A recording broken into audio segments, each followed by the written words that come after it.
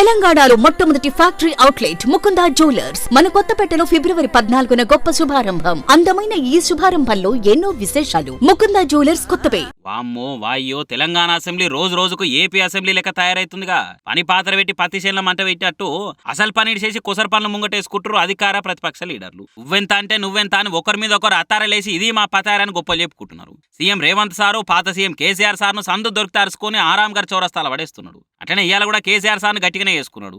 ఏముందయా కేసీఆర్ది? 2009లో ఒక వ్యక్తి కరీంనగర్ జిల్లా ప్రజలు తరుముతే అక్కడి నుంచి పారిపోయి పాలమూరు జిల్లాకు వలస వస్తే అయ్యో పాపం వలస వచ్చిండని చెప్పి ఆదరించి ఎంపీగా గెలిపిస్తే పోయి అదే పత్తాటు పోయిండు. 2009లో కరీంనగర్ జనాలు తన్ని తరిమేస్తే ఆయనతో వచ్చి పాలమూరులో పోటీ చేసి కొత్త దుకాణం తెరిచిండు. గజంటే ఆయన కూడా ఏవేవో చెప్పబట్టే, కృష్ణా బేసిన్ గురించి దక్షిణ తెలంగాణ గురించి మాట్లాడబట్టే అని మస్తు గరమైండు. రేవంత్ సార్ ఇట్లా నిండు సభల కేసీఆర్ గురించి అంటుంటే కాంగ్రెస్ వాళ్ళు పండుగ చేసుకున్నారు. రేవంత్ సార్ మాటలకు ఫిదా అయిపోయి సపట్టు కొట్టిరు. ఇక సీఎం అట్లా అనగానే హరీష్ రావు సార్ కూడా గట్టిగానే చేసుకున్నాడు. ఇప్పుడు ఈయన గారు కేసీఆర్ గారిని కరీంనగర్ నుంచి తరిమితే మహబూబ్నగర్ వచ్చిందన్నారు. ఆయన జీవితంలో ఓటమెరగని నాయకుడు. సిద్దిపేటలో అయినా, కరీంనగర్ అయినా, మహబూబ్ నగర్ అయినా, గజ్వేల్ అయినా.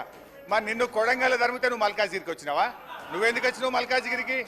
1,000 మమ్మల్ని చూపిస్తే 2,000 మిమ్మల్ని చూపిస్తాయి. ఏం సీఎం సారు గతం మర్చిపోయినవా? మా దిక్కు 1 ఏళ్ళు చూపెడుతున్నావు సరే, కానీ నీ దిక్కు 3 ఏళ్ళు చూపెడుతున్నాయి, జర వెనక ముందు చూసుకో అని కామెంటింగ్ చేసిండు. తెలంగాణ కోసం కొట్లాడిన మనిషిని 2 సార్లు ముఖ్యమంత్రిగా పనిచేసినారని పట్టుకుని ఏదేదో అంటున్నావు.